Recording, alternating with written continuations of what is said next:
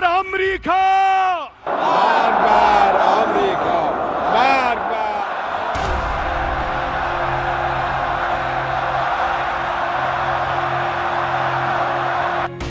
अस्सलामु अलैकुम व रहमतुल्लाह।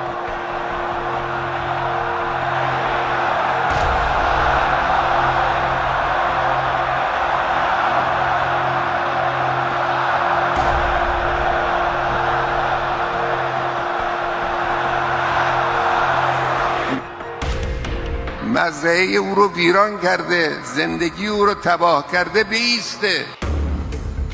क्या इजराइल बनाम अरब वर्ल्ड युद्ध शुरू हो चुका है?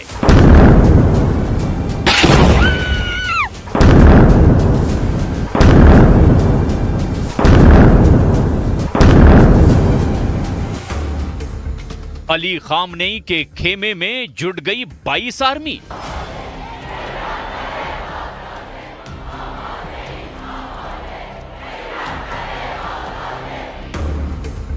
अब अमेरिका तक पहुंचेगी युद्ध की चिंगारी।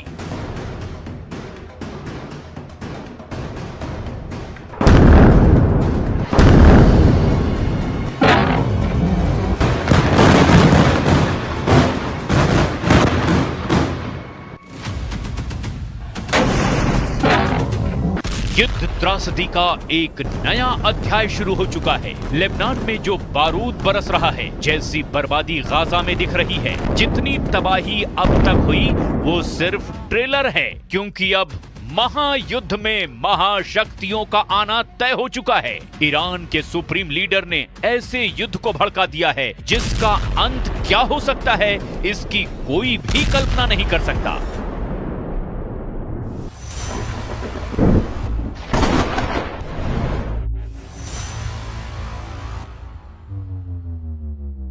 ईरान के सुप्रीम लीडर ने इजराइल के खिलाफ खुद हथियार उठा लिया है। राइफल दिखाकर खामनेई ने नेतन्याहू को धमकी दी है कि इजराइल धरती के नक्शे से गायब हो जाएगा। सुप्रीम लीडर के बारूदी भाषण के बीच तेहरान में इजराइल की बर्बादी की कस्में खाई गई हैं। नसरल्लाह और इस्माइल हानिया की तस्वीरों की प्रदर्शनी लगाकर ईरान ने इजराइल से आर पार की जंग का ऐलान कर दिया है।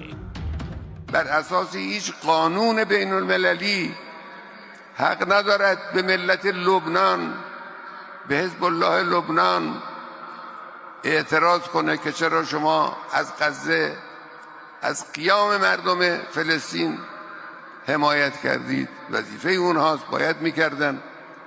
این دیگه هم حکم اسلامی است، हम कानून अकलीस हम। तेहरान की ग्रैंड मस्जिद से उठा युद्ध का ये उन्माद खाड़ी मुल्कों को दहलाने जा रहा है।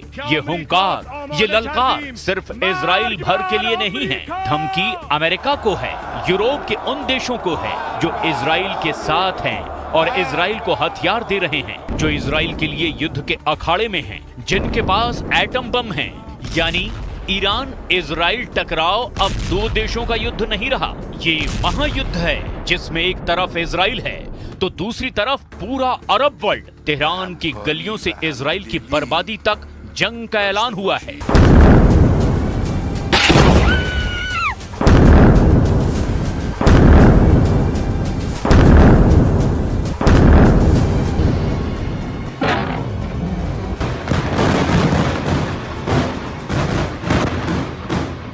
ईरान के सुप्रीम लीडर खामनेई ने खुल्लम खुल्ला बता दिया है कि इजराइल का वजूद मिटाने तक युद्ध होगा, जिसमें सभी अरब देश ईरान के साथ होंगे।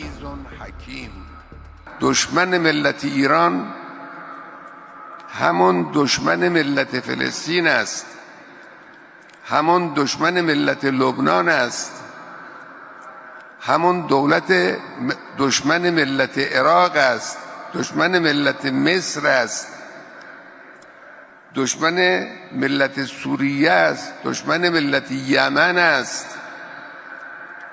دشمن یکی است، شیوه های دشمن در کشورهای مختلف است.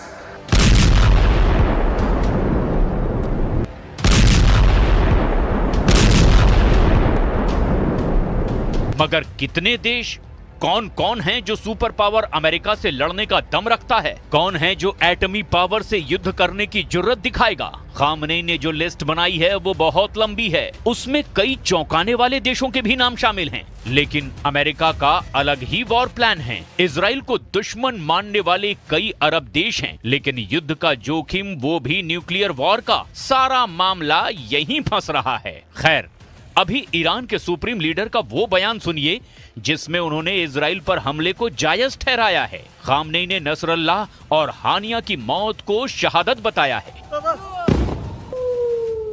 साल गुज़श्ते همین ایام تقریبا انجام گرفت یک حرکت درست منطقی قانونی بین المللی بود و حق با فلسطینی ها بود. अरब लीग में 22 देश गिने जाते हैं, जिनमें से कई सोमालिया, सूडान और जिबूती जैसे हैं, जिनके खुद के घर जल रहे हैं। ऐसे ही खामनेई के बुलावे पर अफगानिस्तान और यमन जैसे तबाह हो चुके मुल्क लड़ाई में शामिल होंगे, कहना मुश्किल है। इजराइल के खिलाफ ईरान के धर्म युद्ध में पूरी दुनिया के मुस्लिम बहुल देश कूदने जा रहे हैं। फिलहाल जिन देशों ने खुल करके इजराइल का विरोध किया है वो उंगलियों पर गिने जा सकते हैं। इजराइल से युद्ध के लिए सबसे ज्यादा फड़फड़ाता तुर्की दिखाई दे रहा है। राष्ट्रपति एर्दोआन ने इजराइल को बर्बाद करने की धमकी भी दे रखी है। तुर्की के पास युद्ध का पासा पलटने का दम भी है। तुर्की नेटो फोर्सेस का सदस्य है, जिसके इनकर्लिक एयरबेस पर अमेरिका के 50 एटम बम तैनात हैं। तुर्की में रखे एटम बम को B-61 न्यूक्लियर वॉरहेड कहा जाता है। अमेरिका ने तुर्की में रखे एटम बम को अपग्रेड भी कर दिया है। तुर्की अमेरिका से मिले F-16 जेट से इन एटम बमों का इस्तेमाल करने की ताकत रखता है।